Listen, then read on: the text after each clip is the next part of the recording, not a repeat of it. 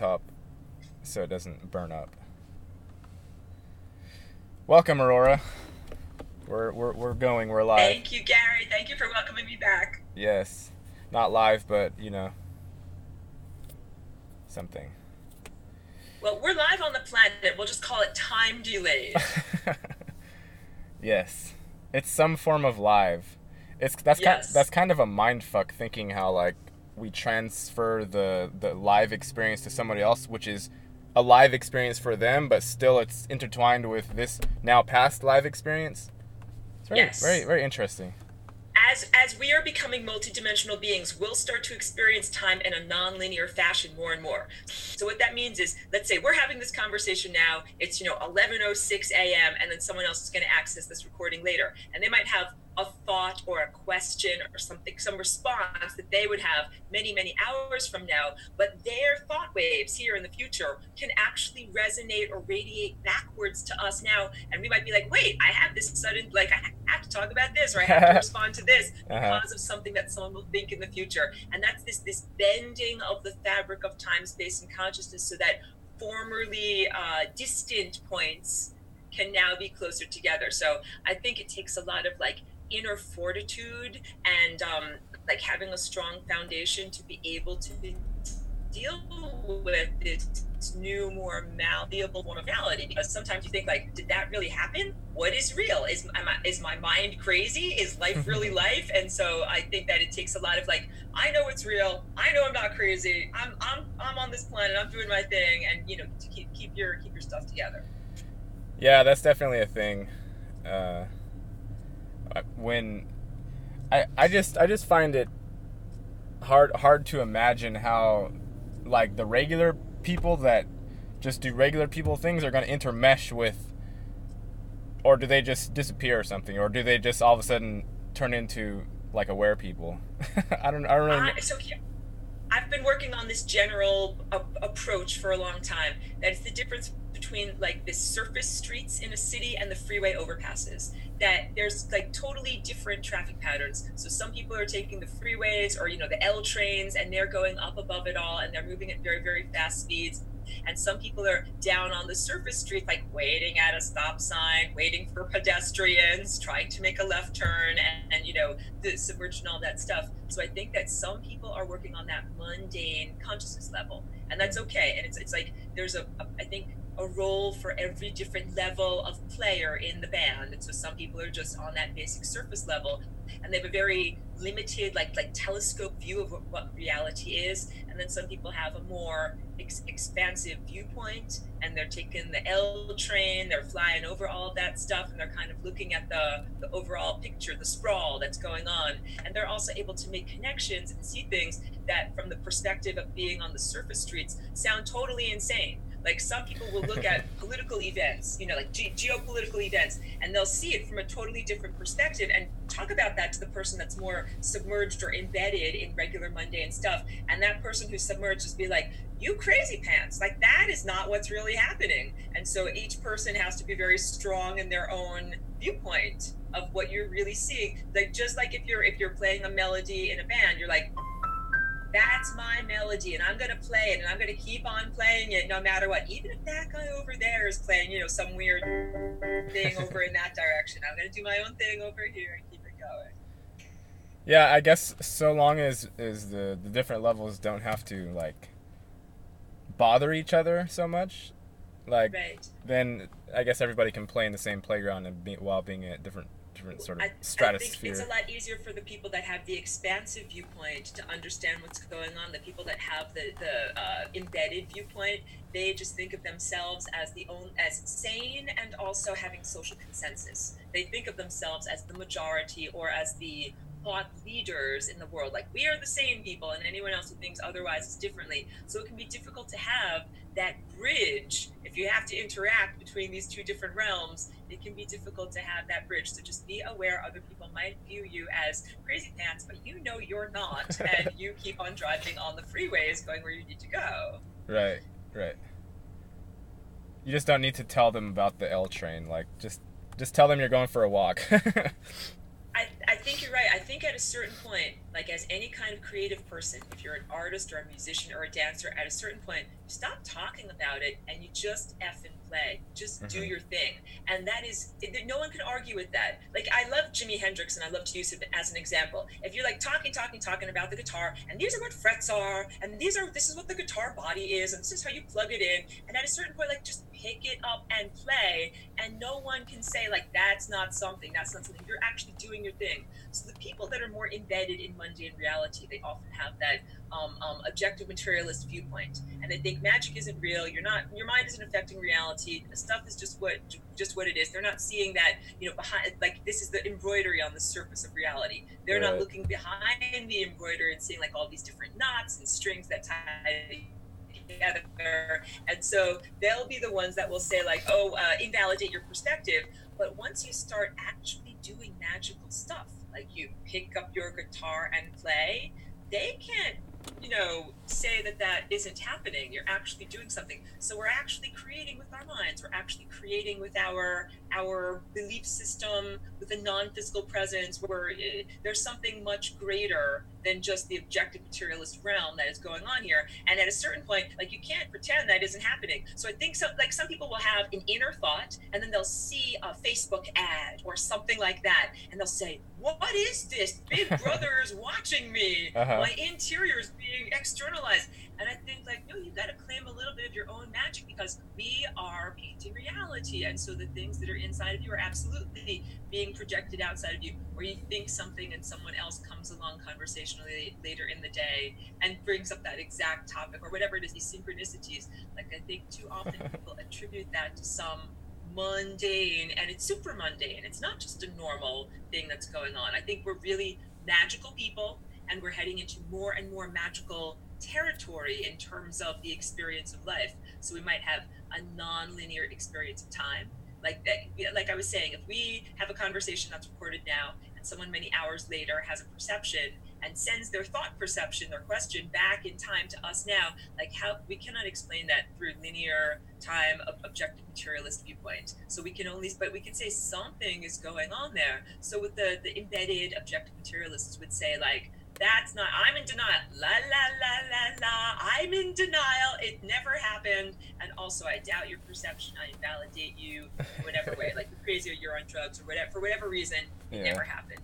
And so you find the other virtuosos. Find the other people that can play reality music in that symphony at that higher level. And stick with collaborating with them, because the other people are like when you're in third grade and you get that little recorder and they're just starting to learn how to play, like, these are notes on the scale, and this is like very rudimentary music is what I'm trying to say. They're just starting to learn rudimentary music.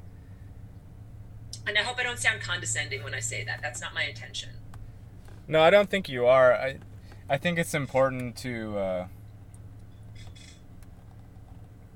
see that the different levels can be there without, even from the so-called higher perspective, without having to say, well, how come they don't wake up? Like, how come they don't take their responsibility for their creation? How come they don't this? How come they don't join in with us? How come they're such a pain in the ass? All these things that you can think when you just see the people going around. It's like, they're there as they are because they must be there as they are. There's nothing to do about it. Like, you have to learn how to deal with it.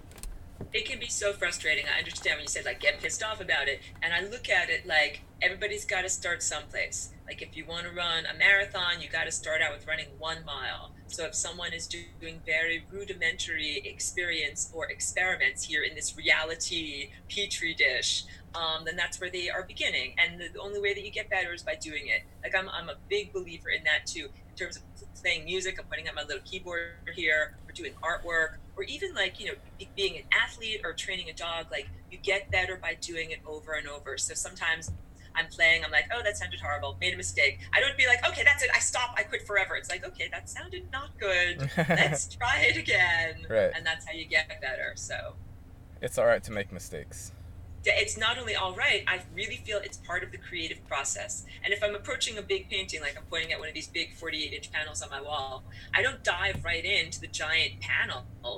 I do tons and tons of sketches first, and I do drawings with pencil on cheap paper, so that it's a low investment. And then I'm like, oh, once I start doing something that I like, then I'll get a slightly better, more expensive piece of paper, and I'll still do lots and lots of drawings. So there's a whole you get momentum, like running up to the actual moment when you start doing the thing in indelible inks or indelible paints. So yeah, making mistakes in the beginning is part of it. But part of when you're first like writing a song or learning a song, yeah, you have to expect that your fingers don't know which keys to touch, and you don't necessarily know the words, and it's all part of becoming better at what you're doing. It's okay to play wrong notes.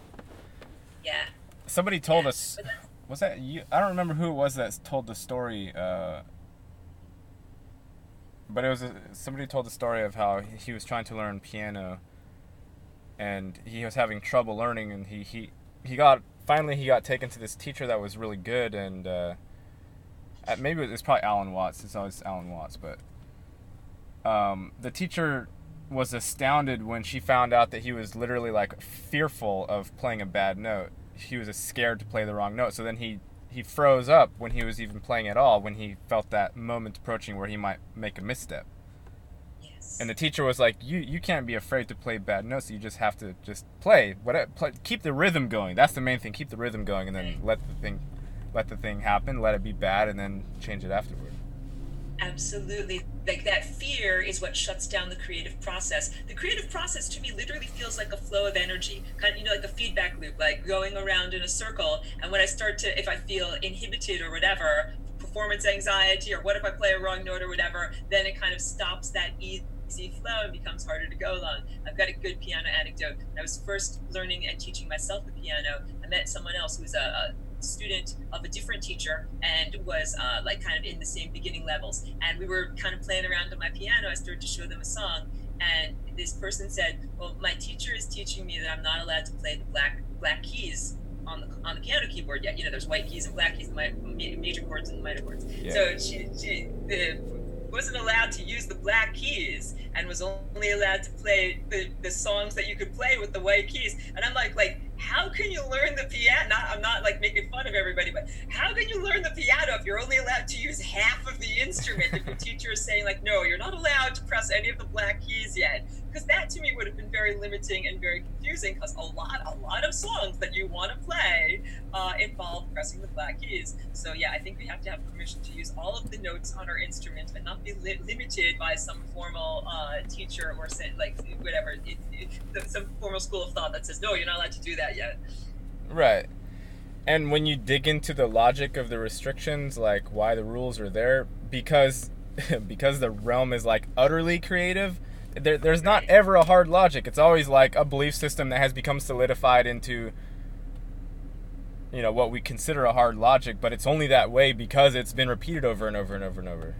Yes, that's social consensus, or like a song that's been played 10 million times so it becomes an old standard. I think the teacher in this particular case felt that it would decomplexify the process of learning this complex instrument if he took away half the keys. And to me, I feel that makes it more difficult and more complex. It's like if you're meant to run with 2 feet and someone's like, okay, we're going to teach you how to run, but we're just going to start with the stuff on the left leg and not do any of the right leg. That makes it actually harder. Right. And we were talking a little bit about this being a realm. Like when I say I think this world is like a game, I said that on a social media post, and one particular person took issue with me, or is it like a more fragile, vulnerable person? They thought that I was saying that life didn't matter, and that's not what I'm saying at all. And I never want anyone to become suicidally depressed because of the things that I'm saying. But it's this idea that we're in this structured reality that has a set of rules. Like, it's not a fun game. That's what I'm trying to say. It's not like, woohoo, like, whatever, shoots and ladders, or whatever you like to play. It's not fun.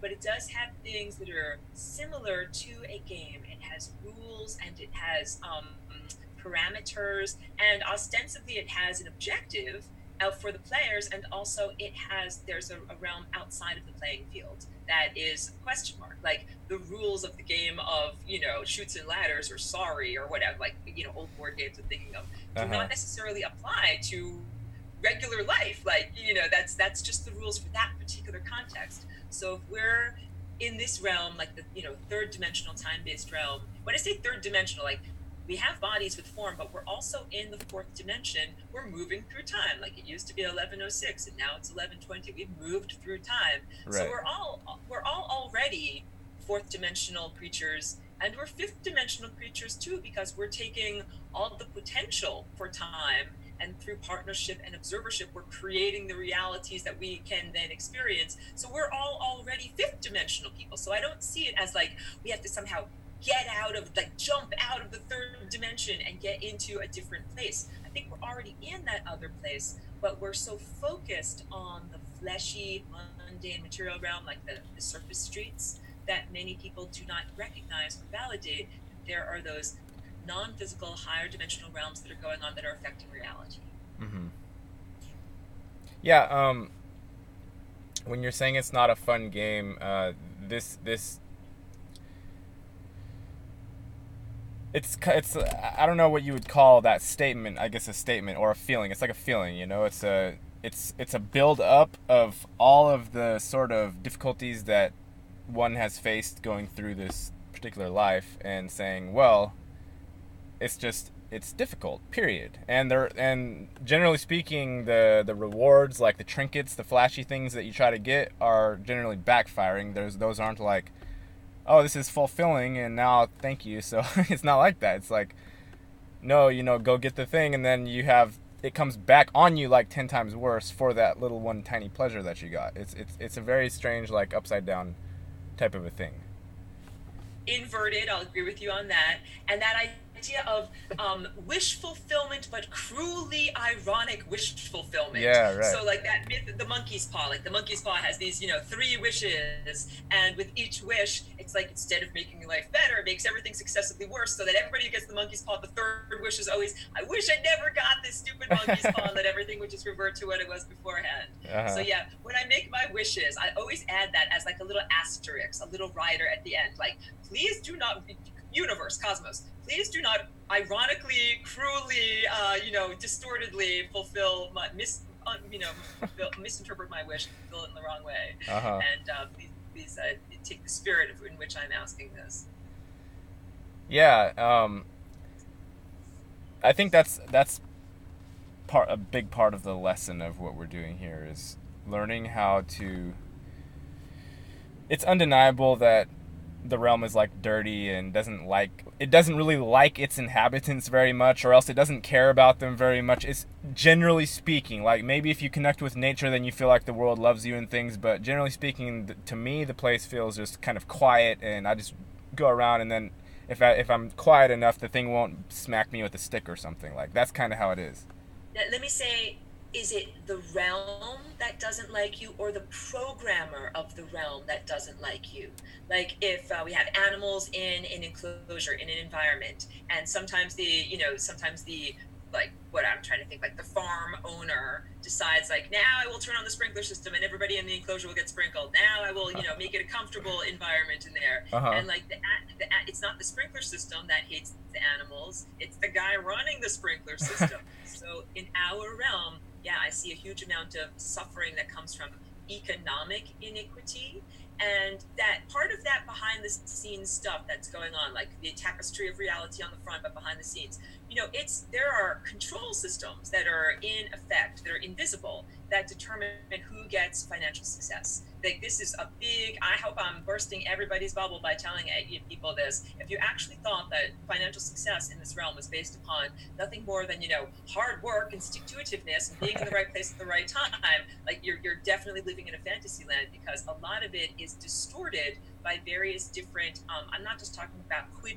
pro quo, like, I'll do this for you if you did this for me, and one hand washes the other, and then, everybody makes everybody else rich. I think it really has to do with compromising parts of self on a basic level, like foundation, compromise of your own values, and participating in this invisible network of control. When people start a business, like, in a small town, like, one guy's going to open a pie business, one guy's going to open a shoe store, whatever. It's not just, of course, we don't have just a pure capitalist system with a free market. We don't have that. Like, we have all these tariffs and trade controls and tax breaks and things like that. But I'm trying to say, what determines the success of a particular business? Like, I see businesses around that are like the most ridiculous things, and somehow they were successful. There's, like, one store that sells nothing but wild bird seed, or one store that sells nothing but, stools that you can sit on. Like, these are very, very niche specialties, and how can the stool store stay in business all the time if it doesn't have consistent clientele. At a certain point, everybody's bought all the stools that they need in the local area. Everybody is sitting extremely comfortably in their breakfast nooks. How does that business stay in business? So I am promoting the idea that, yeah, like everything from who gets, how do people even get the jobs that they get? And I'm talking about the type of jobs that are not advertised on job boards. Like they are, you have to know that the opportunity exists even to be able to submit a resume or an application,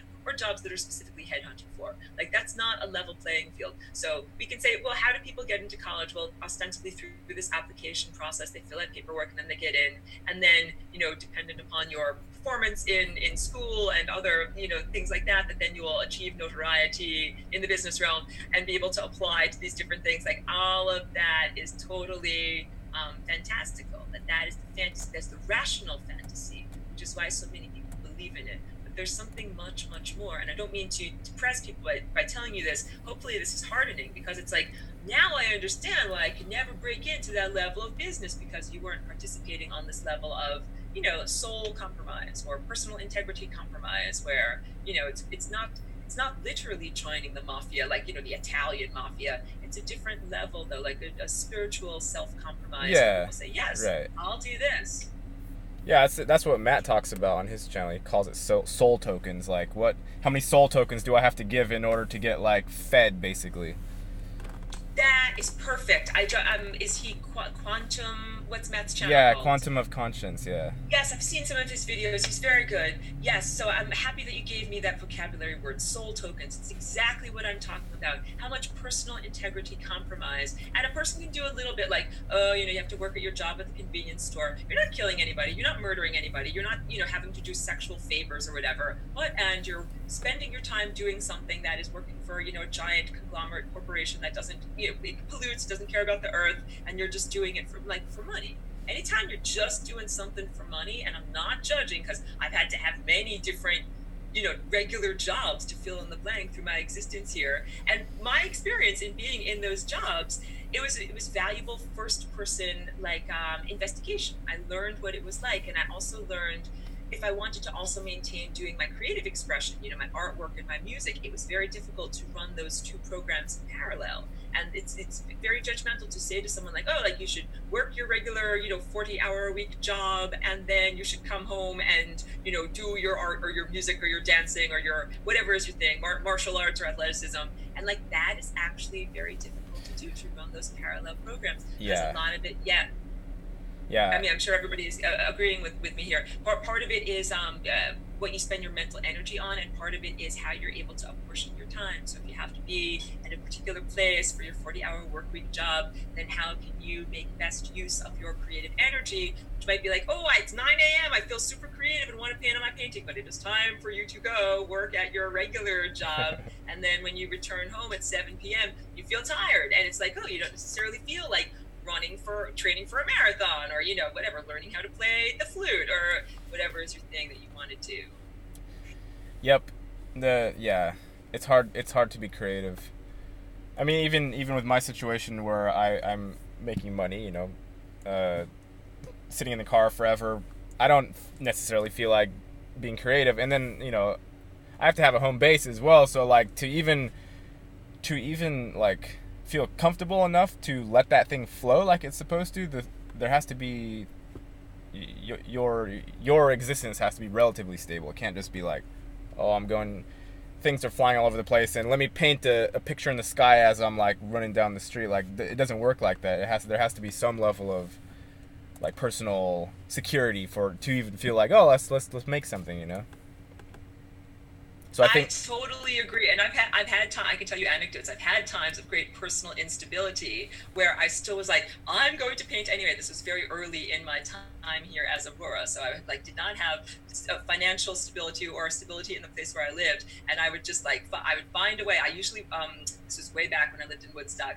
I would set up at a little cafe table, and like for the cost of a cup of coffee, like that child's thing, for the cost of a cup of coffee a day, it was like whatever. Like, and back then it was $1.65, so we could tell how long ago it was. But I'd buy one cup of coffee, and they would let me have a little table in the corner and not bother me. And I would set up my paints and, you know, do my work, and I'd be like, yes, I just paid my studio rent for the day, and I'm going to paint over here. But yeah, it was very difficult to sustain that kind of thing. And yes, that's exactly right. And so if we're talking about this as like an animal enclosure, and we are unfortunately the animals or the cattle in the animal enclosure, and we have to say, why are these parameters set up to make it so uncomfortable, to make it so difficult for humans to express their creativity or to do things in a way that is healthy and nourishing? Like because there's definitely a way to contribute and to work and to do projects and receive payment without having to give up those soul tokens, without it having to like degrade you as a person or break your spirit or make one feel hopeless. Like this is all like, because you contacted me, you said, hey, we'd love you to come on the show. Any topics? I'm like, yes, the topic of life as an unfun game and what what are the rules, and also how do we win? So why is the game set up this way? Why did that, something like, let's use musical chairs as like one of the simplest games. Why you set up musical chairs in that way? You always have to have one chair fewer than you actually need for all the participants. That's part of the rules. Mm-hmm. Someone is always going to get kicked out of that game. Those are the rules of the game. Why are the rules of reality that we're embedded in set up in this way? And I think almost everybody can fill in the blanks on their own there. I mean, we can definitely articulate it. Like, it's not for your convenience. If they wanted to make the game of musical chairs fun for everyone, they'd make sure that everybody has a chair and no one would get kicked out of the game. They wanted to make the rules of economy fun for everyone, then everyone would be able to be self-directed. When people achieve what are considered success in this world, it means if you have financial stability, then you also have the capacity to direct your own time. Most people, like, you can say, like, I got enough money in the bank, like, I don't have to go dig a ditch for $10 an hour. I can do what I want to do with my time, or I can work when I want to work. Like, I will schedule this meeting for 4:30 so that I have time to go play golf over here, and then I'll meet you at 4:30. Like, that's considered a certain level of success. Why doesn't everybody have that level of self-determination? A chair to sit in the musical chairs game. Why do some people have to work 3 jobs? And I've had that level of existence too, where it's like, oh, the heating bills, we need to have a side gig, and then we have to have another side gig from the side gig, because then you gotta, pay for car maintenance and driving to all the various different day jobs and side gigs that we need to take care of. Like, why are the rules set up in that way? So it's like, yeah, the rules are intentionally set up to constrain or strangulate a certain number of participants in this game. And then we can get on to that question that I was talking about that's a bit darker, of who gets the cushy jobs, who gets the more comfortable arrangements, who gets the uncomfortable arrangements. And once we delve, like, it's a rabbit hole, and the answer is rather dark. Yeah, I think it's inevitably dark. And you can spend as much time you have here, as far as I can tell, is we have a lot of time to, like, what the fuck is going on, like, and also the constraints as far as just talking about it, like, I don't have guys in black hoodies, like, banging on my door and telling me don't make YouTube videos, so there's some level of constraint that is not as constrictive as it was before, but, so we have a lot of time to talk about it, but when you look out with your eyeballs and your senses and try to logically, rationally explain literally any of it, you can't. There's just nothing there whatsoever. So there has to be some either dark explanation, or else this is just some sort of a fucked up dream that somebody's having. Right. There are lots of theories, or we're just incepting down from some other maybe dying world or something. There are so many theories of what it could be. So I'm agreeing with you on the idea of, like, the dog has a little bit of play on its leash. Let the dog make a YouTube video. But if that YouTube video covers topics that might be too threatening to the status quo and the foundation of reality, then maybe it will be suppressed in terms of its viewership. Right. And so I think it's another fantasy is that people think that YouTube is not a rigged platform. It's absolutely a rigged platform. And then we can get back to that same question of, why do some channels have so few views, and why do some channels have so many views? How do items end up in the recommended videos section? Whether subscribers are organically gained, or whether they are gained through some form of payment or favor system. soul tokens, all of that, Uh-huh. all of that. I used to very naively think like, oh yeah, someone's channel just went viral, and then all of a sudden they had all of these viewers, and then I became a lot more skeptical, and I'm like, wait a minute, how do we know that everyone suddenly just thought this guy was great and that he hasn't been somehow promoted behind the scenes? And so now I'm just very skeptical of everything, and that's not my nature. Like, my nature is to be very forthright, like you ask for what you want, and things are what they are, and that you don't have to lie or deceive to get what you want. Because if you're a really strong person, you don't have to threaten and control. You don't, and you can just be like, hey, like, I want that thing, I'll pay you $5. Be like, okay, I'll take $5, let's do it. Yeah, You don't right, have to be like, right. you get it. You don't have to be like, oh, I'll pretend to do this, and then when his back is turned, I'll do this, and then I'll do this, and then I'll get what I want. So yeah, and so I don't look at the world. I approach the world that people are coming in the same way I am. People ain't coming in the same way I am. People are like ready to threaten, plead, cajole, spindle, mutilate, whatever, fold, spindle, mutilate, whatever they need to get what they want. So I think that even the high-minded people have to recognize that is going on. And then again, don't use that to feel depressed, like, oh, my shoulders go down, oh no, I'll never get any views on my videos because the whole system is rigged. No, that's not how I look at it, clearly, because I'm on videos with you and I do my own videos. No, the way I look at it is like this: even though it's a rigged platform, I'm going to jump on there. I'm going to use it like a free video storage server system. Like, I don't have to pay a subscription fee, and I get to put all of these, many gigabytes of information on there. Yeah, And right. also, it's kind of, yeah. I didn't mean to interrupt you. No. Um, the way I developed it in this particular reality system is that I found that since it's such a limited thing that you're seeing, like, you can imagine a lot of things, right? You don't see a lot of things. That's just like a basic thing that I noticed. So if you can imagine a whole lot and you can only see a tiny bit, then there has to be some connection within yourself and what's appearing out there, which is, of course, you come back to the reality creation, and then you go back to, like, how much of this stuff that I'm seeing that feels like YouTube is suppressing me or not is my own creation. And then I start playing with it from that perspective, and it is true that I can make more views happen.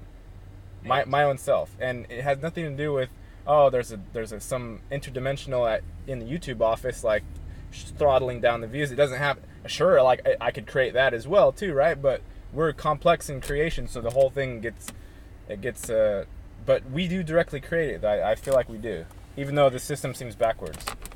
I never mean to sound disempowering when I talk about these things. So I think the way we win the game is to recognize that we are actually not only experiencers or players on the playing field, but that we can reprogram, quote unquote, I'm not a transhumanist, but we can reprogram or affect this reality from within this reality. So it's kind of like this power struggle, this interplay between ourselves as embedded players experiencing the simulacrum and those who are the creators of the simulation and who are trying to maintain their own control, because they're like, I didn't create this whole entire, animal farm just for your convenience. I'm doing it because I'm a farmer and I want your milk and eggs. So, but then the animals have their own ideas about whether they want to share their milk and eggs with those particular people, and maybe they want to run around and be free and be wild and unencumbered. So to me, that's how you win.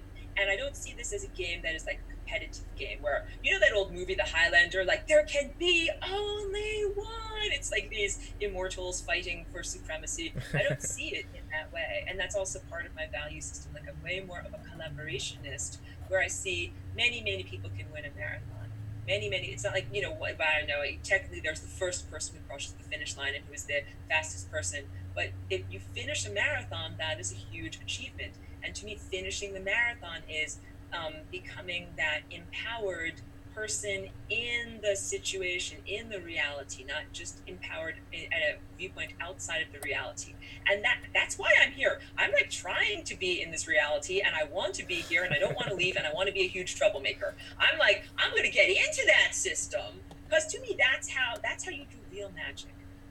when you do real magic, it's not like I'm going to sit on a cloud in a higher dimension and I'm going to wave my magic wand and poof, like I will send energy somewhere else and it will fix that world. The way you do real magic is by getting into that corrupted, screwed up system yourself, in this my approach, and then your body, my body, becomes the magic wand. I'm like, no, I'm doing it with my body, and there's an incredible amount of empowerment that comes from doing that. And it's like, yeah, it's like you're running a marathon on your own power, and I'm not the only person that has this capacity. So there are many different pop culture references that we've been talking about a little bit, and so one of them is Westworld, which is the show that's kind of the modern one, not the one from the 1970s, where the replicants become self-aware, and there's one replicant, the former madam of the whorehouse, who has the capacity to reprogram reality. She's a clone in the fake virtual reality fantasy land, and she's figured out a way through this kind of like whispering to reprogram. She doesn't need a magical tablet like the humans need a magical tablet, and they're like, turn aggression up to 95%, turn down intelligence or whatever. Yeah. And she can rewrite the script and change people's format without having to use a tablet. She's found a way to directly interface with reality. And I think that is what our natural human birthright is. Like, we're not supposed to be in this world where it's like, okay, I'm in this world, but I'm not in control of, matter. I'm not in control of events. I'm not in control of the way that things are. It's like it's like if I were saying I'm a painter, but I'm not in control of my painting.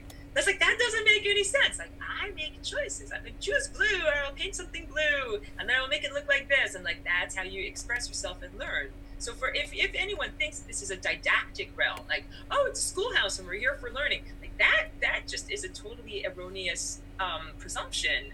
Because if you can't choose the color that you're painting with, or if you can't choose control what you're doing with your paintbrush, then how can you say you're learning from reality? So many people feel that their lives are out of control. Like, you don't get to choose whether or not your body is healthy, or whether you have a comfortable existence, or whether you have friends and family who love you. That seems to be like, there are these outer control beings, or determining one's viewership on YouTube or financial success or any of those things.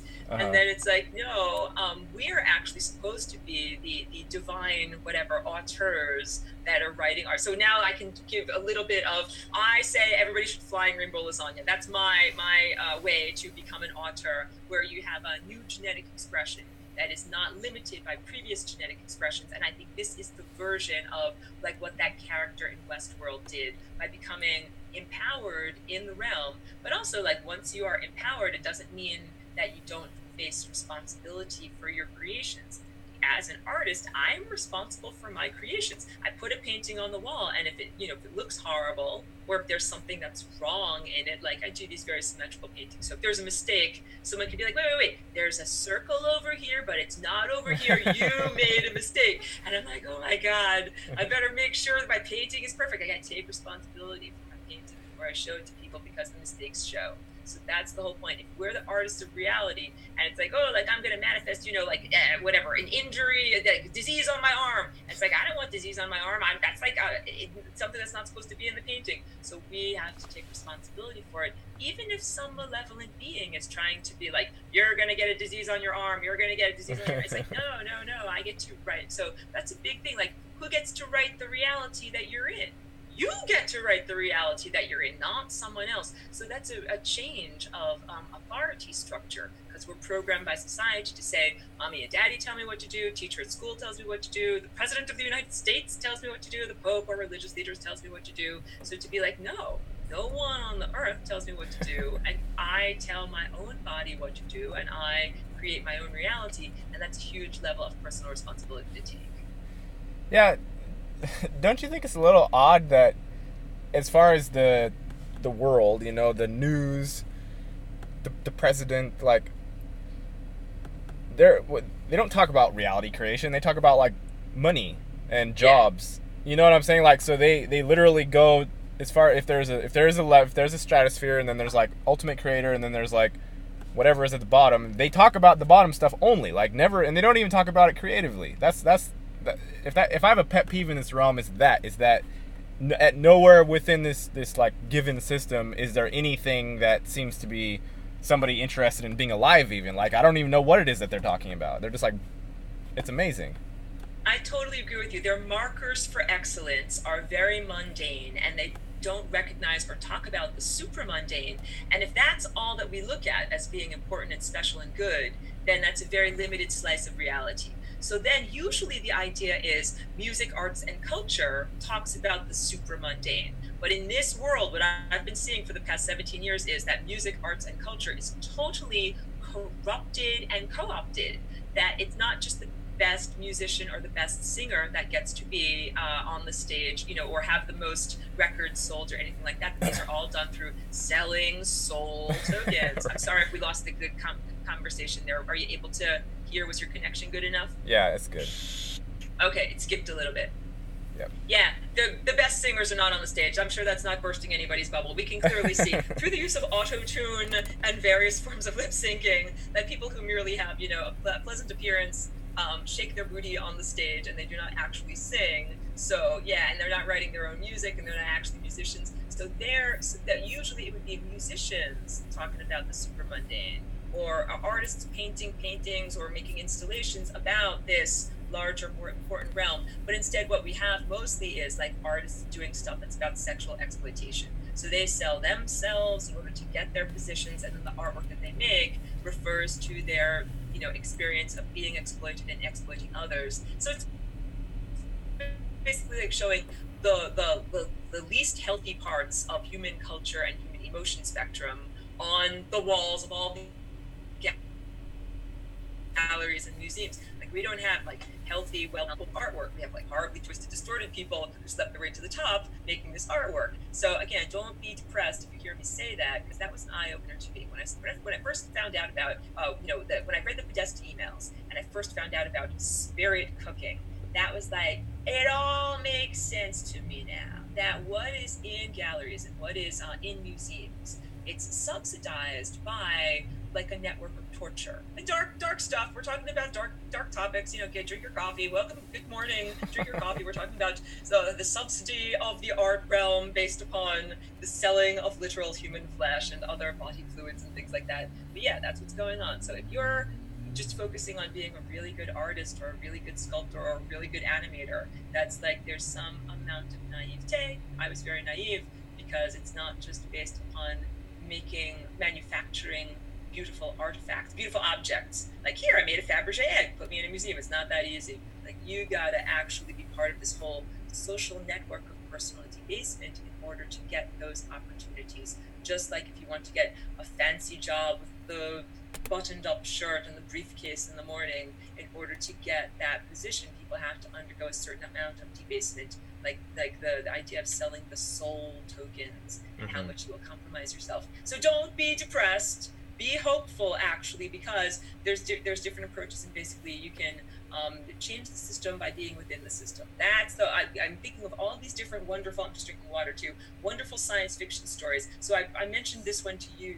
Gary wasn't necessarily aware of it, but it's Kobayashi Maru. This is I had to look it up, it's from Star Trek, the second movie. And I'm not such a total Star Trek fan or expert or anything like that. It's just a really good example, I think, of the idea of in the science fiction movie, there's a simulation where the captain of the starship is faced with a no-win scenario, and what are they going to do? And so Captain Kirk in his Starfleet days was like, I ain't gonna lose, like, I'm gonna do something different. So he went into the computer system and he reprogrammed the parameters of the computer so that he didn't have to lose in this no-win scenario. He presented another possibility.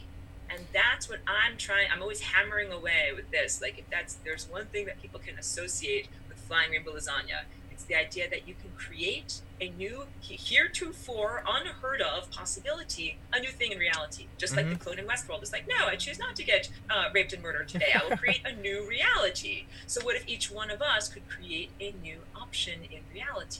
And the more of us that are doing that, the more new nodes of possibility or more variables that are introduced into the system becomes so complex that it becomes overwhelming to the guy that owns the farm and is determining whether or not we get hit with the sprinkler system, or whether we have fresh hay, or whether we're happy and comfortable, or whether we're like, starving in some whatever dystopian nightmare.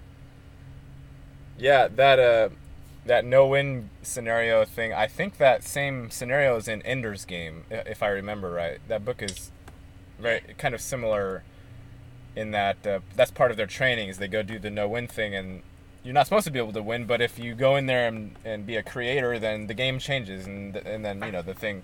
So I think we're supposed to do that, but the fact that everyone's isolated, like the creators are all spattered across the thing, like that's probably deliberate, but like if you imagine if say the everyone who's awake and aware was just all in one room and they were like, let's do something, what would happen then? You'd crash the system in like 5 seconds. Right. Yes. But that doesn't happen.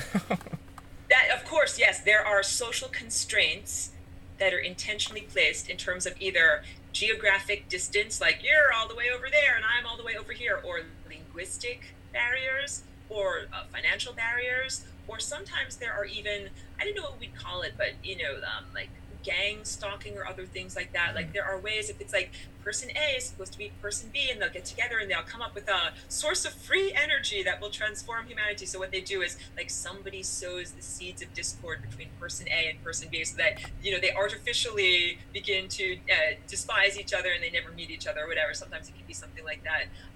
But what I think is happening instead is, instead of having to be physically present, all these other wonderful virtuoso avatars here, what we can do is connect on a telepathic level, that as our higher faculties are coming online and we're becoming what would be defined as superhumans, that we don't necessarily have to speak with our moving mouth parts on a video in order to communicate. And I've had many, many personal experiences of telepathy that is based only on a bridge of love, nothing artificial. Like I'm really, really clear on that. It's like going all acoustic, not electric, like this is only natural music, nothing that is artificially amplified by synthetic telepathy. Synthetic telepathy I define as, there's all sorts of things, like there's gadgets, there's gewgaws that can amplify your brain, or a magical headband, but also there's magical elixirs or molecules or drugs. There's all sorts of different things that people take, and not only humans on Earth, but there are entire space races that they don't have natural telepathy. Everything that they've got is based on artifice. They don't have natural muscles from running. They use like an artificial exoskeleton to move their arms and legs, and they're like, look, I'm running. Oh, hey guys, look, I just arrived. Cheeky. Sorry. She has a very sensitive tummy. I must have pressed her tummy in the wrong way. Oh, hold on a sec. Let me fix my audio, because I think she made the monitor. That was so high pitched. That was like a squeak. Sorry, guys. Yeah, you learned her squeak. She has a very sensitive tummy, so if I touch it just the wrong way, she'll say that squeak. That was kind of cute. Yeah, it's very hot here. We went for a walk this morning and tried to get some exercise before we did this interview. And then she goes and she takes a little dog nap. She's like, I'm so hot, I just need to go cool down and take a little nap. So she's well recovered and now ready for some hugs. Thank you. I hope it's not. It's wonderful. You never feel that it's an interruption when Dog Boss comes in. Yeah, Cheeky's welcome. Thank you. Cheeky is part of the interdimensional symphony of life, and she's definitely a contributor and a co-creator. But yeah, what if all of the people that actually have their SHIT together on a telepathic level and are natural telepaths, what if we could all talk to one another on an inner cell phone that is not technological, and we could share our ideas, similar to that show Sense8 that was on Netflix, but I'm not really a proponent of that show because it's got a lot of weird sexual stuff in it. And when I talk about becoming a telepathic society, it doesn't mean that you're tuning in when people are doing their most private stuff. Like, you should let people have their privacy, let them have their sexuality. Don't be telepathic with them at that moment. Like, everybody deserves private. Like you're in the bathroom. Like, give me some privacy, guys. Like, don't telepathically contact me while I'm in the bathroom, please. Like, I need a little privacy. So yeah, part of being a virtuoso is also being polite and being a welcome guest. If I had someone who always wanted to talk with, like, oh my god, whatever, sometimes, like, I don't know, like if people call you on your phone, if you're on your phone or you're using your phone or whatever in the bathroom and someone's calling you, it's like, I don't want to talk to you while I'm in the bathroom. Like, right. I want to, whatever, like, shop on eBay or something like that. Look at catalogs. So yes, you have to be a welcome participant and not someone who, when your caller ID comes up, someone's like, oh my god, this guy is calling me again. So I've already had many experiences of this, and it's so to the objective. So also the oppressors of humanity, they are objective materialists, and they cannot actually even perceive the stuff that is invisible that is happening on this higher dimensional level.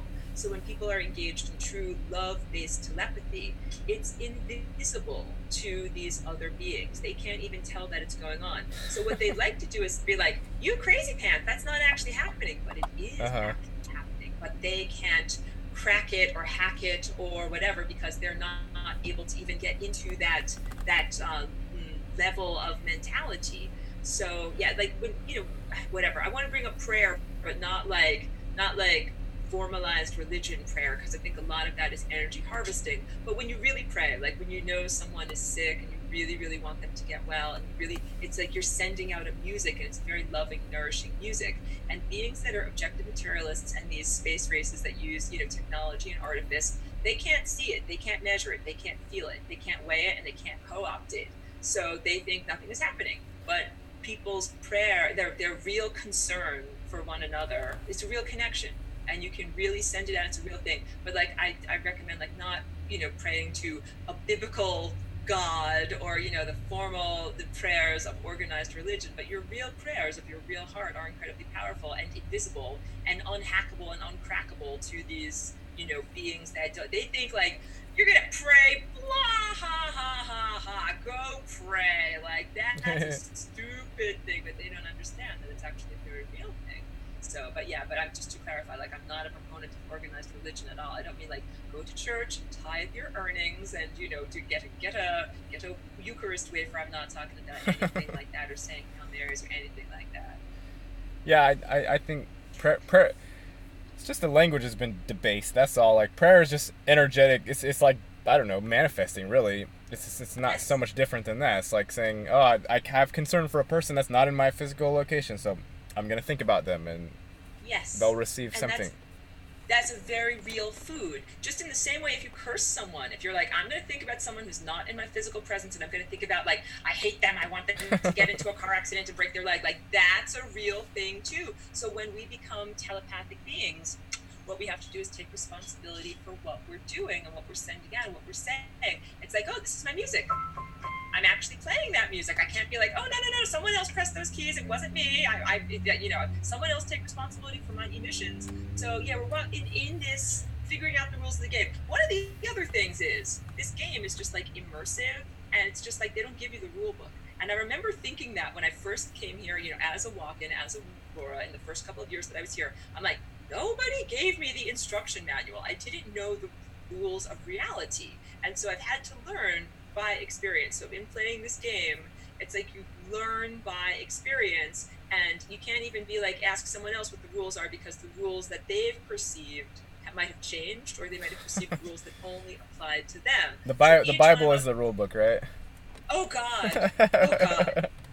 Like I was very naive when I first came here, and I'm like, oh, because I had an experience of Christ consciousness that is like a galactic abstraction, not a bearded man in the sky. And when I first came here as Aurora, I did a whole like survey of looking at Earth religions and reading, like holy books of what's here. And I was very naive and very coming from that higher dimensional perspective. And I had to learn like, oh, this is twisted. Oh, this is distorted. Oh, this isn't real. Oh, this is a control system. Oh, this is horribly, horribly toxic and is not, but it's the basis of this culture. So I had to learn about it. Just like if you went to a foreign country and the basis of their culture was whatever is their holy book, and then you have to read it and learn it, and then you understand where their references and expectations come from.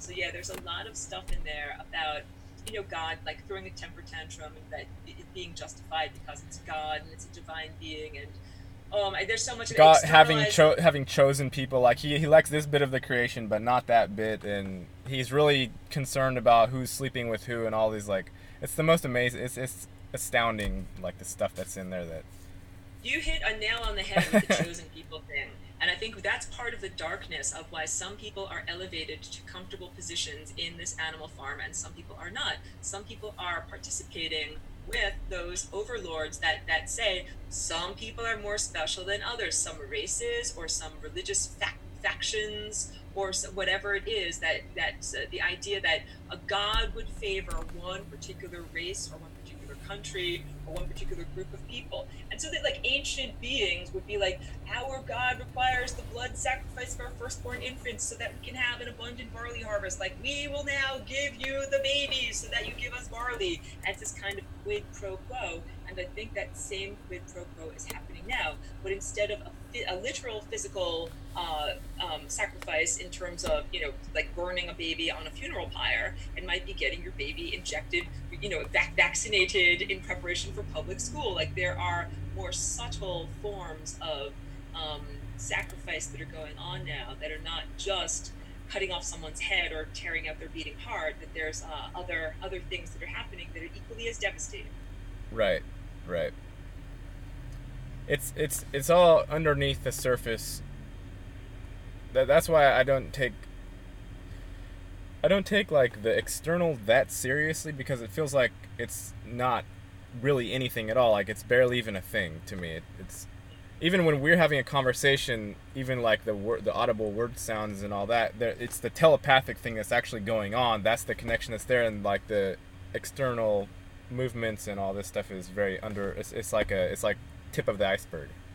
I'm totally agreeing with you. I've felt this for a really long time, that the physical reality and the words we're using are all a ruse, like an excuse to do much more subtle things on an energetic and telepathic level. So many years ago, I used to work as a custom framer, like, you know, in a small frame shop, and customers would come in and they'd be like, hey, I got this poster, like, will you help me frame this? Or, you know, here's a painting, I want to help me frame my painting. And I'd be like, yes, of course. The mundane ruse that we were using to have an interaction was, yeah, frame my poster. And so the things that we're talking about as well, do you want it to have a black frame? Do you want it to have a gold frame? What's the size? What's the cost?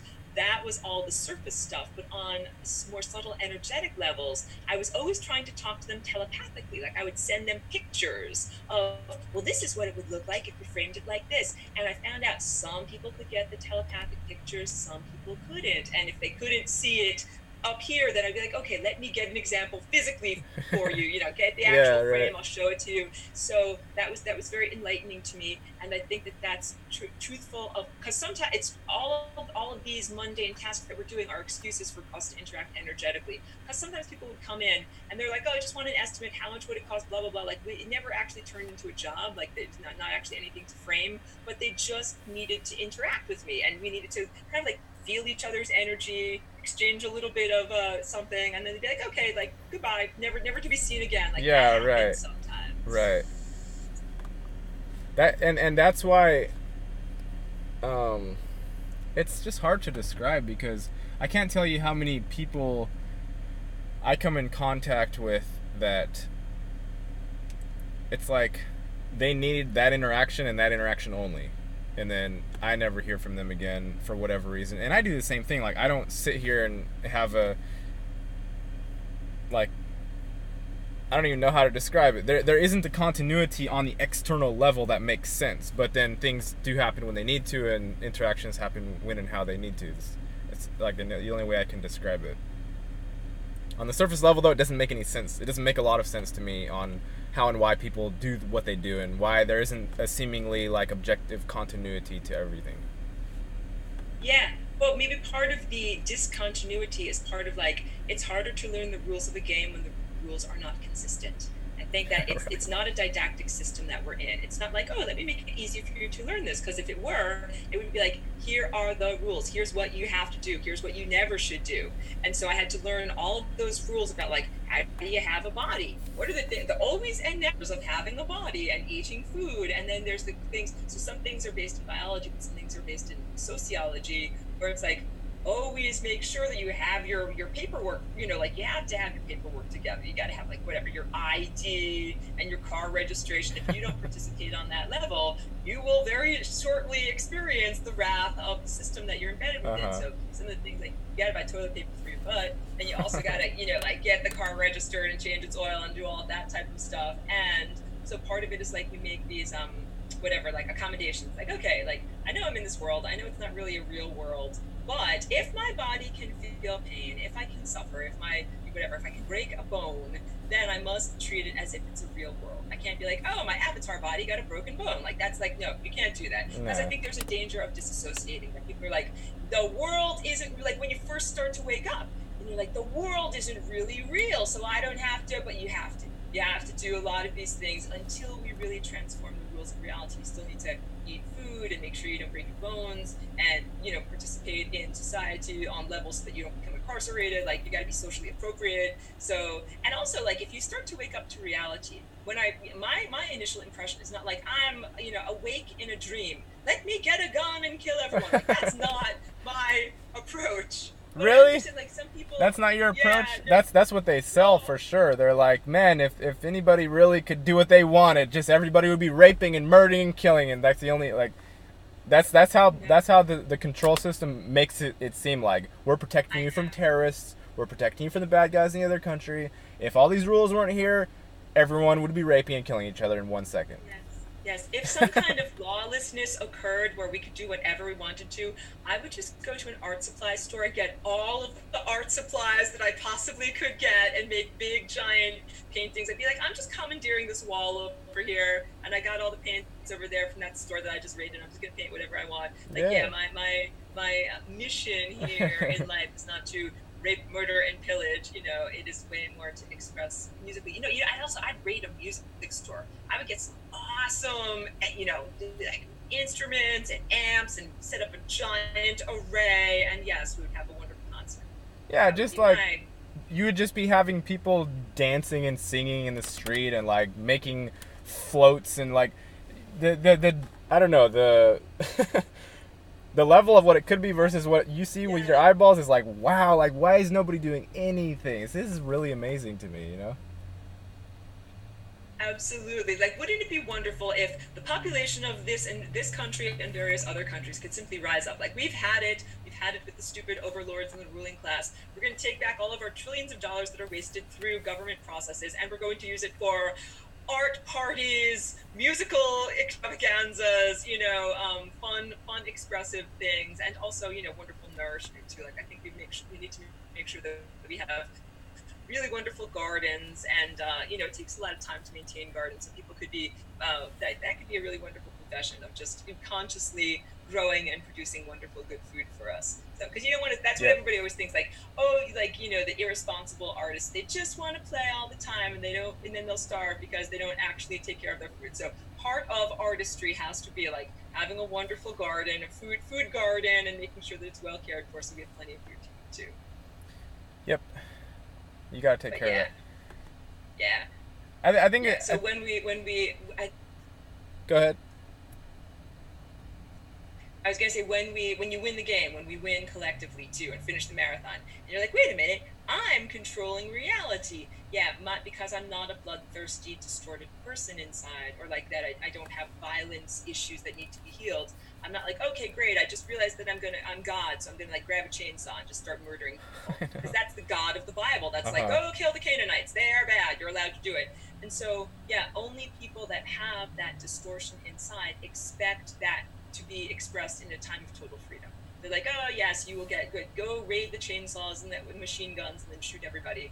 And I think that, so maybe collective and personal healing is necessary on the road to total empowerment and total responsibility, so that people don't just, if you're in a dream, people often express their unresolved traumas in dreams, and then they dream that they're like holding a gun and they have to shoot people and all these different things. So yeah, we need healing, profound healing.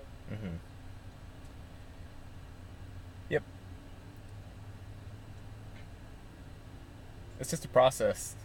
That's the only way I can put it. Like, even with my particular situation, it progresses and gets better. Sometimes it gets a little bit worse, but if I stay correct as I know how to be correct, then it slowly gets better.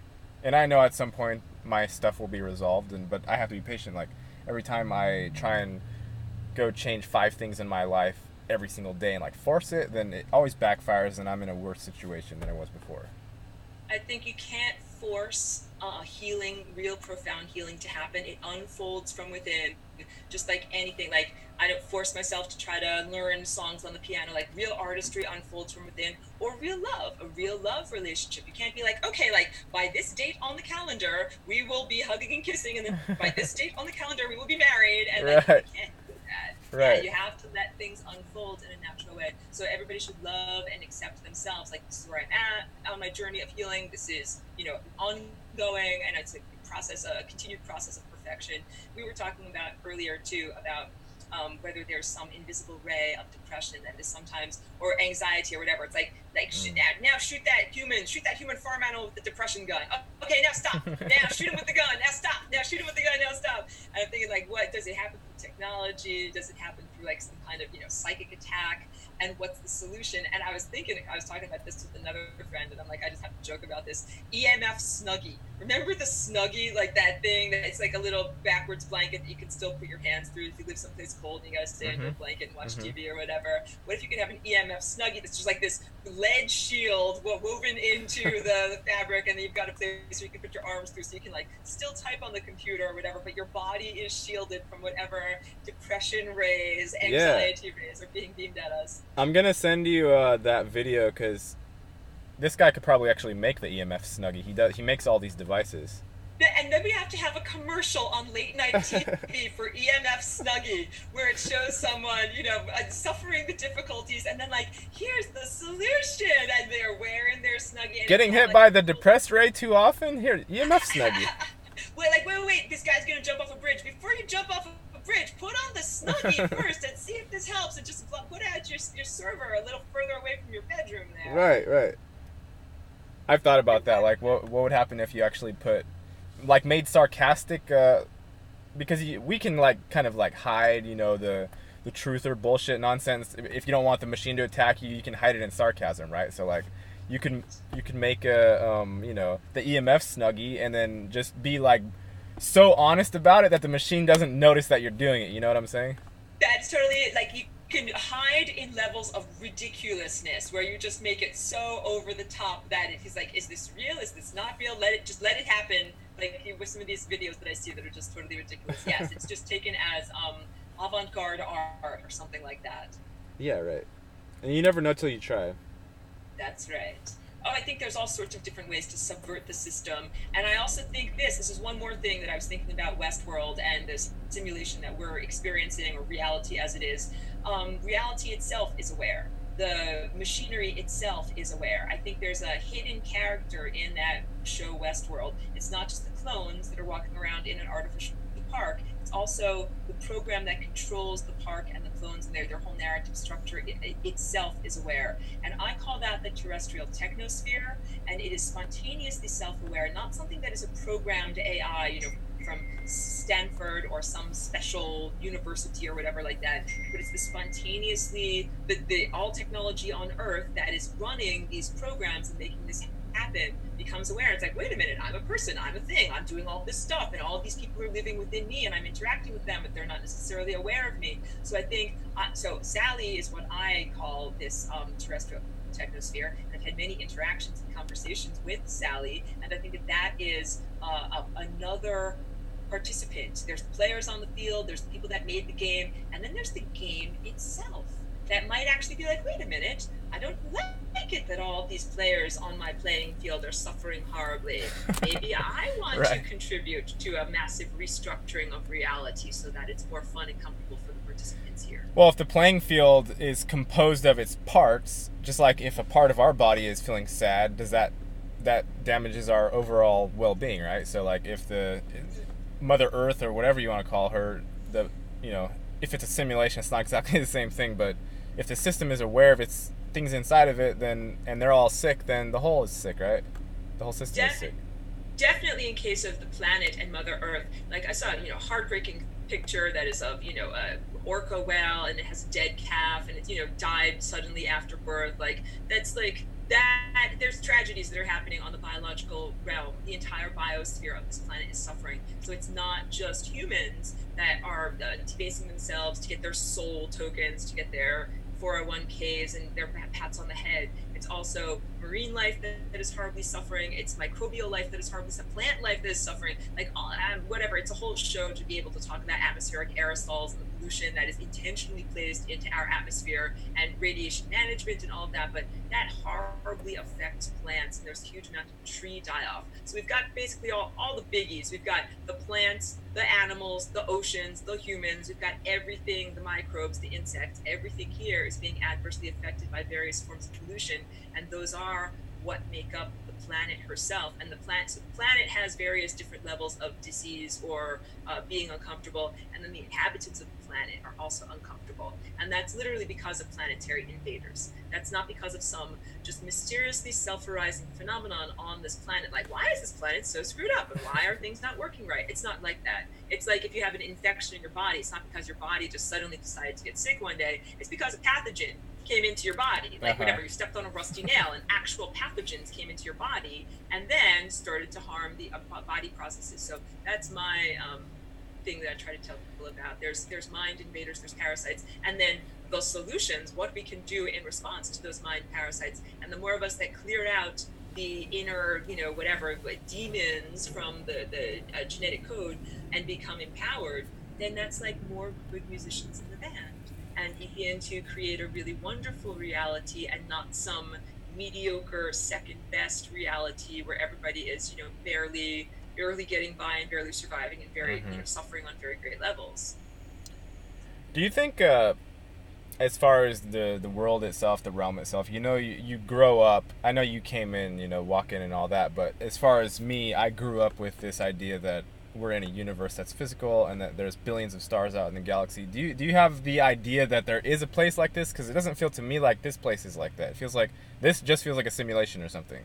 Like there's an imagined world like that, but this one isn't it, So I'm with you. I understand the inner contradiction, because you see all of these stars that look like pinpoints, but where is the actual consciousness? So yeah, the stellar network is real. It is like a great brain or a great neurology where each star is like a node, and each star is broadcasting the thought processes that come from the supermassive black hole that's at the galactic center, right? So we've got the galactic center is sending out waves of intelligence, and each individual star in that system are individual nodes of intelligence, and they have personalities in their life.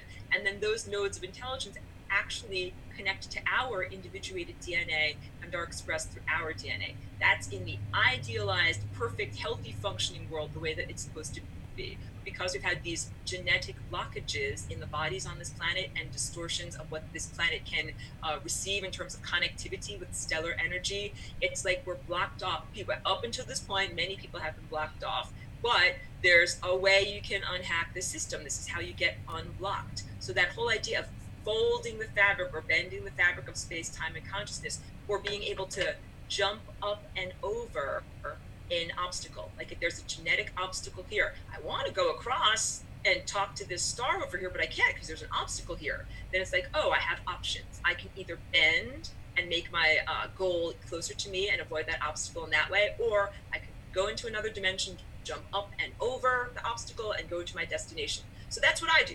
And that's what I try to teach other people. And I want the door to be open that everyone understands you can jump up and over your genetic obstacles. And then you connect to the stars directly. In terms of food, like you don't have to have chlorophyll as an intermediary. Yes, I do eat regular food. I'm like a body that is one of those those cars that run on solar, electric energy, but also regular gas too. So I have regular gas. I eat my chia seeds in the morning, and they go into my tummy. And I eat bananas, and I also do sun gazing. You're a hybrid, like my Prius. Say it again. A hybrid like my Prius. That's exactly what I'm like. I'm a hybrid. I'm not a transhumanist, but yeah, that's the description. Like, because I have to eat physical food for my physical body. That's one of the rules that I learned when I first came here as Aurora. Yes, you do have to eat physical food, but I also learned I need to directly tap into the sun and the stars in order to get food for my light body, for my non-physical body. So what do I do? Now I live someplace where it's super sunny, but I used to live in Humboldt County where it's not very sunny, and then Woodstock, New York is also like, these are places where there's winter time and it's very dark and cloudy and snowy. So yeah, in those times, what I had to learn was, how do I go to the stars when there's this intermediary of physical barriers? And I had to learn how to connect. So connect beyond the limitations of physicality. and this is something that is open to everyone. You just like learning music. You can learn to play this song, and you can learn to do it. So that way, I'm sharing this not to say, oh, I'm so great, but to say, like, you can do it too. I don't feel trapped here. I recognize that I am in a corrupt, distorted system.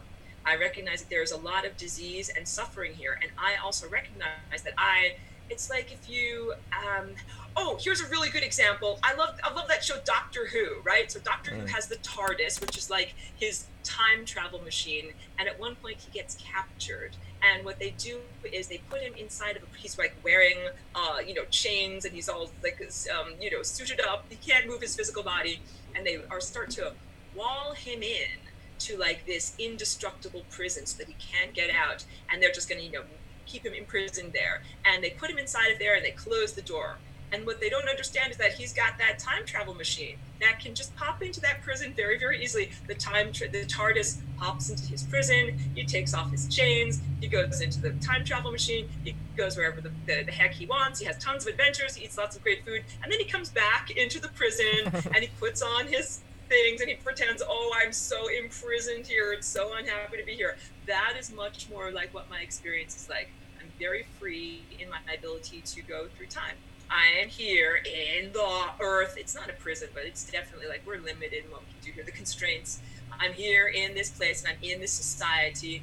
And every day I do this flying rainbow lasagna dance where it's like getting in my time machine in my TARDIS, flying all over the place and doing all sorts of stuff. And I'm very free. And I think that's like why I'm not depressed. I feel very happy and hopeful, and I keep on trying to teach other people, like, hey, I know this place around here really sucks. You don't have to feel depressed, and you can get the bars in your cage. So even though my physical presence is here in this place, and I have electric bills and water bills and all of that, nonsense of the mundane world, my non-physical presence is very free in being able to connect across time to these various different have expanded experiences. And what would it be like if we all had these expanded experiences? And what would it be like if we took a giant bucket and a mop and we fixed human society? We would have, all of a sudden, you wouldn't feel unhappy to be on this place anymore. It wouldn't be a cage. It would be a comfy place. Like, dogs like to have a comfy cave where they can get in. Like, I'm going to my dog cave, and it's nice and warm in there, and it's nice and safe. But then the difference between a cave and a cage is that you can leave your cave when you want. Right. You can go in there, you can curl up, you can stay warm, and then you're like, okay, now I'm well rested, now I want to go out and have adventures. That is what our third dimensional, earthly, mundane experience is supposed to be like. Like, we're here, we're in this cozy place, we're curled up in a ball, and then when we want to leave and do adventures and go get food and stuff like that, we can go off and do that, and then get tired and be like, go back to my little cave and curl up and have another nap. That's what our experience is supposed to be like. Yeah, right. That's I was talking about that in the video about Earth being like the central. Even if you have a drug experience, Earth is still your hub. Like, that's your start spot. That's your home base, and then you go tripping balls. Go explore the infinityverse, whatever, and then come back. However many times later, and the Earth is still there. It's like it's your body. It's like, oh, the thing has become real again. I remember this and. But it's like the home has gotten corrupted. It's like your safe spot has been infiltrated by something. That would be the worst thing. If your cave had like worms and you came home to your cave and you thought you could curl up in a nice comfy spot, or it's got like fleas or something like I don't want to curl up here. This place is uncomfortable. And I said fleas, she literally went like this. She's like, I don't want fleas. We've had fleas. It's not fun. Our Earth is infested. We've got parasites here. It's not a very comfortable place to be, and also we're stuck here in many ways and not being able to travel freely to where we want to go. So the answers to both things are clean up the immediate environment and also become free to be able to go where we want to go. So, and I mean, I don't just talk about this stuff as an intellectual exercise. I actually do it. I'm not a violent person in my physical expression here. Like, I don't punch people. I'm not a boxer. I don't know if you can tell about that, But no, I'm not a boxer or anything like that. And the idea of it's rather ridiculous. But in the non-physical realm, I do not take any SHIT from anyone. And that really means, like, you don't have to, because there's all of these fake Christian allegories where it's like, you must turn the other cheek, you must be forgiving, you must blah, blah, blah, everybody deserves to go to heaven. No. You can literally kick ass in the higher dimensional realms, and you don't have to be a victim. And if beings come to you attempting to harm or impede your trajectory through time, it is absolutely your right and your duty to protect and defend yourself and to be able to go where you want to go. So if you're flying through time and someone else says, I'm going to stand here and you can't go any further on your journey, it's your job to fight and be able to go where you want to go, like to choose the notes on your piano you want to play, to choose the colors you want on your paintbrush, to choose your life trajectory. And so let's say the thing that wants to stand in front of you is the federal government. Let's say it is religious ideals. Let's say it is dark magic that is based in an artificial intelligence technology. It is your job and your duty and your joy to fight against that thing, because you don't have to be a victim. You don't have to be a doormat. You don't have to be like, oh no, it's this big giant thing and there's nothing I can do about it. There's actually many, many things you can do about it. And so I keep on encouraging everyone, like, I have my tools, I have my ways that I've figured out, I share them with others, and I'm certain that others have also innovated their own solutions to how do we fight against these things, and each person comes up with their own fighting style to be able to, to transcend these limitations. Right. And they're limitations of the mind. It's not like physical fighting. It is fighting internally, like with mind and spirit and psychic powers. Yeah, it's funny. It's like this reality really is like it's like a resting spot. To me, it's literally what's supposed to be a resting spot. It's supposed to be like where consciousness can go and have a snooze after having like spiritually battled for however long, because to me, nothing is happening here externally whatsoever. Like, stuff is moving, but literally nothing whatsoever is happening. So to me, this is like it's resting. And maybe it's gotten corrupted or whatever, but you do have to fight. With if your resting spot has worms in it, yeah, go debug yourself. But like, nothing is like nothing that happens here just matters. It just doesn't matter. Like I don't know how to explain it. You need to find your connection back to like the real world, and maybe it's only internal here. Maybe you can only access it through like your deepest, innermost present moment. Maybe that's how it is. But I know that this stuff out here is just a barely relative to like the real world. So I'm agreeing with you, but I also want to caution, like, let us not all disassociate because we say, oh, it's not a real world, and what does, like, there are sociopaths that are like, I can kill and stab people, I can pull the wings off butterflies because it's not a real world, like, the suffering isn't real, like, they abstractify and disassociate to the point of not feeling the suffering. So I feel like, let's not go down that dangerous path, but I'm agreeing with you that in many ways, here in this world, I make gestures. Like, something, I make paintings, I make sculptures. If we wake up from this reality, what happens to all of my extensive artwork? I'm like, wait, I like those paintings. I made those paintings. If I wake up from the dream, where do my dream paintings go? It is a dream. So just like any movie where the character realizes that they wake up, that they're in a dream, like Donnie Darko, we can use that as an opportunity for freedom. Like, yeah, on the one hand, nothing what you do here matters, but don't use that as an excuse to kill yourself or others. Right. Like, there's another movie where they realize that afterlife is real, so everyone just decides that they're going to shoot themselves and you go to the afterlife. And there's another movie where everybody realizes that they're already dead, they're in the afterlife, so they start shooting themselves to die. And I'm like, if you realize you're dead, like, why do you want to shoot yourself again? Like, none of these things make sense to me.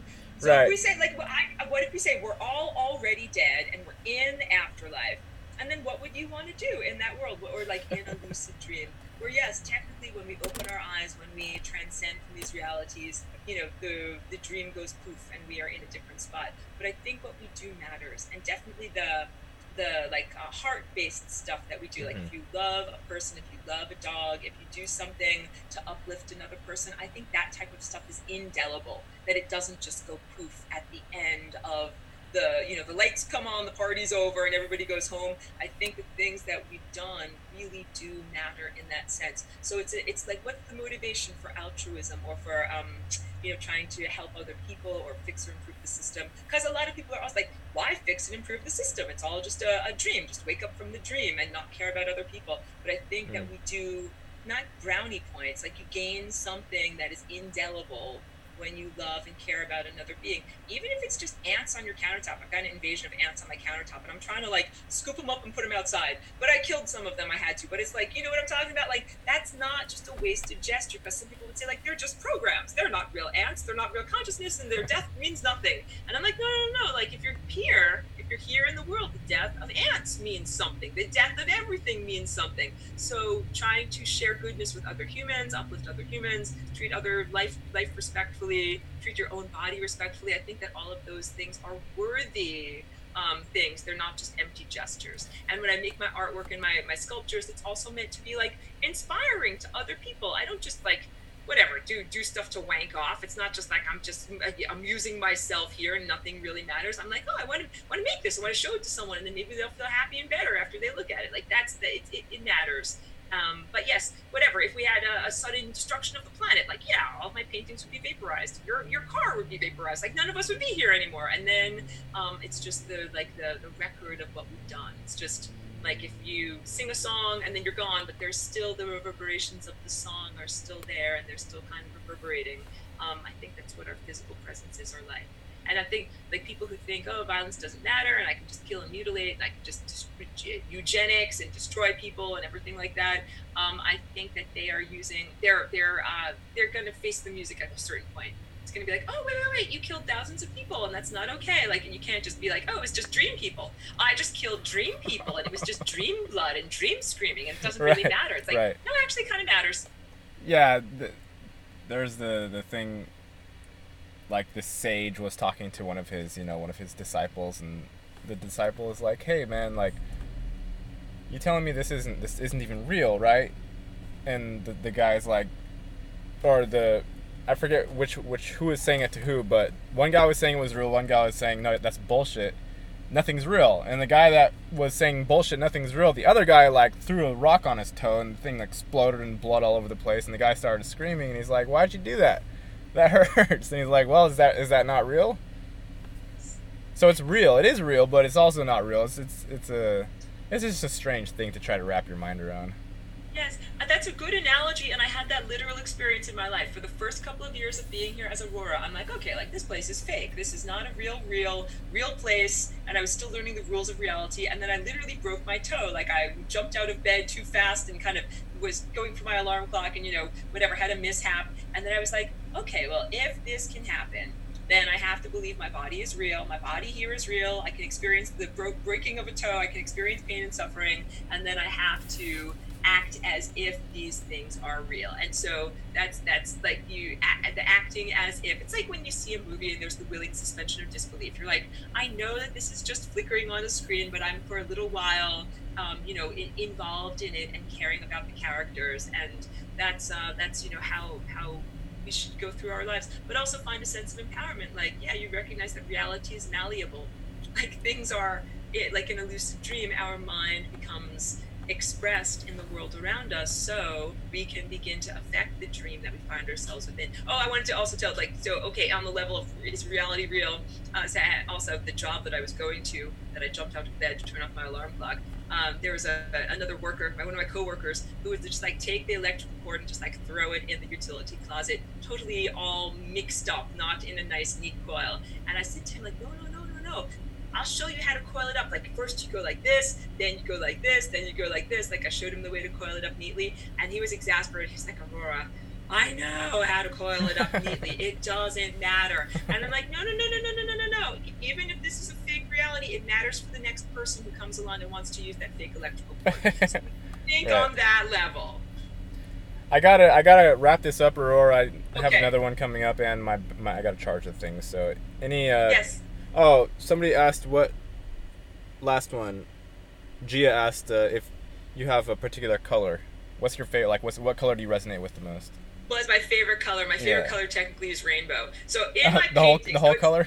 I know it's hard. So I mean, I really love the like turquoise, blues, and violets. But in the paintings that I do, there's almost always in the recipe more reds, orange, and yellows. So like in this design that I did here, what I did was I found ways to kind of increase the amount of blues and violets and purples. But yeah, like for clothing and decor and like surrounding myself with colors, I definitely love blue and turquoise and purple, like the cool end of the spectrum.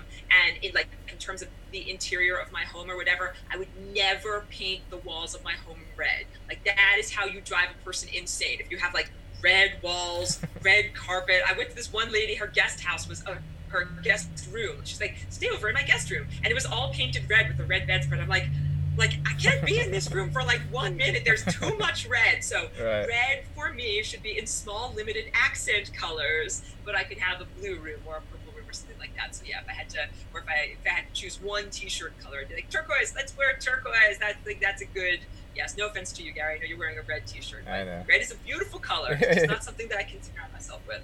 Yeah.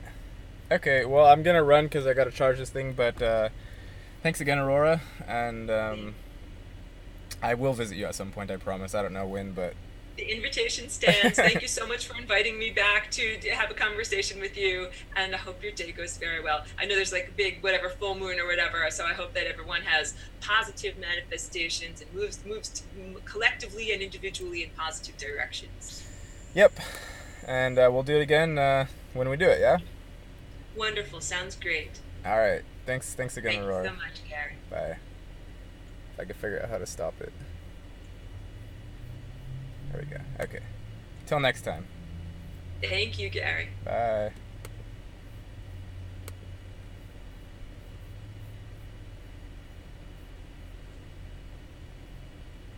Don't look at all my Bitcoin stuff. Oh, I hate editing stuff, so I'm not going to.